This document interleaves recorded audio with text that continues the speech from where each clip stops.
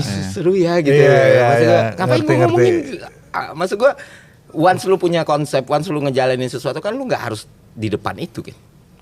Nggak harus lu play the main character every single freaking time gitu kan. Iya. Menarik sekali jawabannya Ferry karena pasti maksudnya ekspektasi Andovi pasti jelek. Oke, it's okay. Fotonya diambil buat Bang Andovi sih. emang kita ambil malam minggu Miko. Ambil malam minggu Miko. Iya, berarti itu jawaban yang menarik. Gue nggak expect datang dari Ferry. Dan again nggak expect. It's Ferry Irwandi.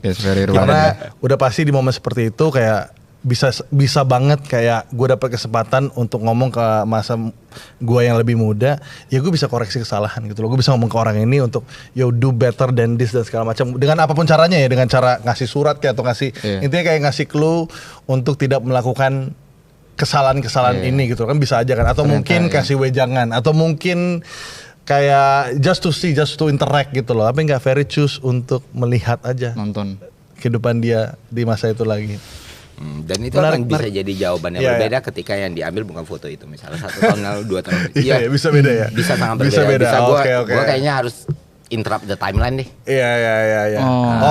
Ada gitu. Ada spesifik momen ini itu karena momen spesifik yang kita ambil foto itu. Jadi lu ngerasa kayak biarkan. Ya, jadi kayak ngomong apa-apain. Alasannya kan ada di kepala gue sendiri itu. Iya. Bisa jadi yang gue interrupt tuh sebenarnya nggak lebih buruk. Bisa jadi yang gue biarkan itu sebenarnya buruk sekali. Iya. Tapi kan di saat itu lagi it's okay. Maksudnya nggak ada apa-apa. Belum tentu. Bisa jadi di saat itu momen paling penting dalam hidup gue dan paling hancur dalam hidup gue.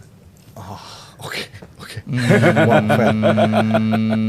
At least how do you feel deh Bang Fer? Waktu lu lihat itu? Ya, lu ngeliat lu barusan kayak gimana tuh? Coba kalian coba. Gue malah pengen tahu.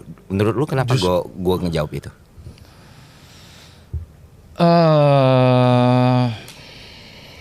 Tricky nih kalau gue harus karena there's nothing wrong with it.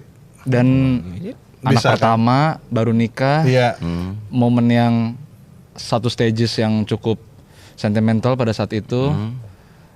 Awal mula berkeluarga, apalagi kamu Ti ya. Itu ya dunianya Bang Fer.